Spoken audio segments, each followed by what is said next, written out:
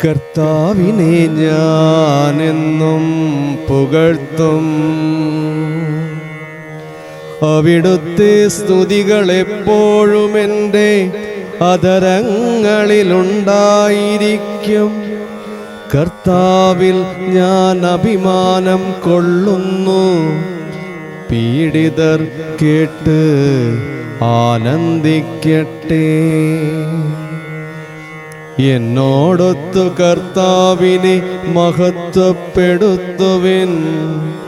നമുക്കൊരുമിച്ച് അവിടുത്തെ നാമത്തെ സ്തുതിക്കാം. ഞാൻ കർത്താവിനെ തേടി, അവിടുന്ന് എനിക്കുത്തരമരുളി. സർവഭയങ്ങളിലും നിന്ന് അവിടുന്ന് എന്നെ മോചിപ്പിച്ചു. അവിടുത്തെ നോക്കിയവർ പ്രകാശിതരായി, അവർ ലജ്ജിതരാവുകയില്ല. ഈ എളിയവൻ നിലവിളിച്ചു, കർത്താവ് കേട്ടു.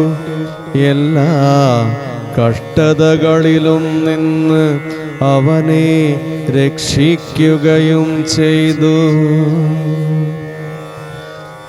കർത്താവിൻ്റെ ദൂതൻ ദൈവഭക്തരുടെ ചുറ്റും പാളയമടിച്ച് അവനെ രക്ഷിക്കുന്നു. കർത്താവ് എത്ര നല്ലവനെന്ന് രുചിച്ചറിയുവിൻ. അവിടുത്തെ ആശ്രയിക്കുന്നവൻ ഭാഗ്യവാൻ. കർത്താവിൻ്റെ വിശുദ്ധരെ, അവിടുത്തെ ഭയപ്പെടുവിൻ. അവിടുത്തെ ഭയപ്പെടുന്നവർക്ക് ഒന്നിനും കുറവുണ്ടാവുകയില്ല. സിംഹക്കുട്ടികൾ ഇരകിട്ടാതെ വിശന്നു വലഞ്ഞേക്കാം. കർത്താവിനെ അന്വേഷിക്കുന്നവർക്ക് ഒന്നിനും കുറവുണ്ടാവുകയില്ല. മക്കളെ, ഞാൻ പറയുന്നതു കേൾക്കുവിൻ. ദൈവഭക്തി ഞാൻ നിങ്ങളെ പരിശീലിപ്പിക്കാം.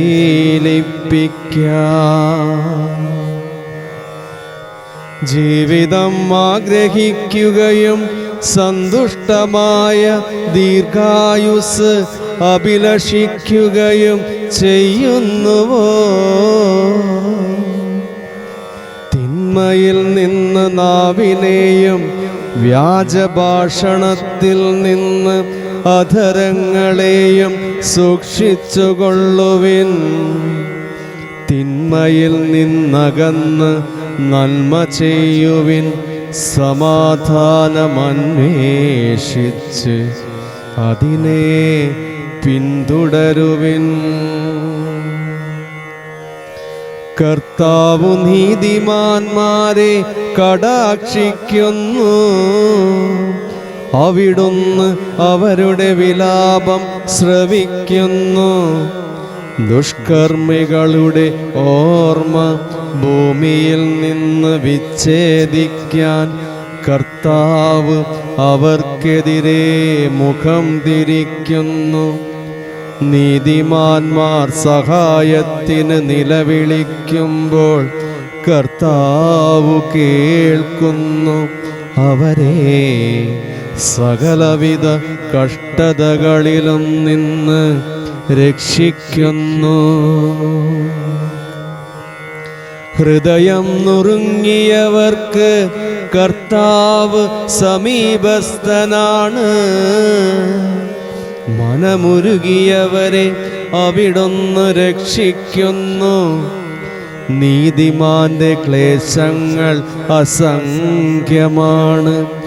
അവയിൽ നിന്നെല്ലാം കർത്താവ് അവനെ മോചിപ്പിക്കുന്നു.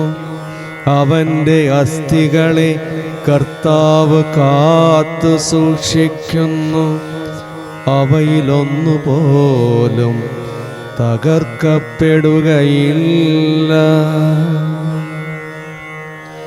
തിന്മ ദുഷ്ടരെ സംഹരിക്കും, നീതിമാന്മാരെ ദ്വേഷിക്കുന്നവർക്ക് ശിക്ഷാവിധിയുണ്ടാകും. കർത്താവ് തൻ്റെ ദാസരുടെ ജീവനെ രക്ഷിക്കുന്നു. അവിടുത്തെ ശരണം പ്രാപിക്കുന്നവർ ശിക്ഷയ്ക്ക് വിധിക്കപ്പെടുകയില്ല. കർത്താവിനെ ഞാനെന്നും പുകഴ്ത്തും.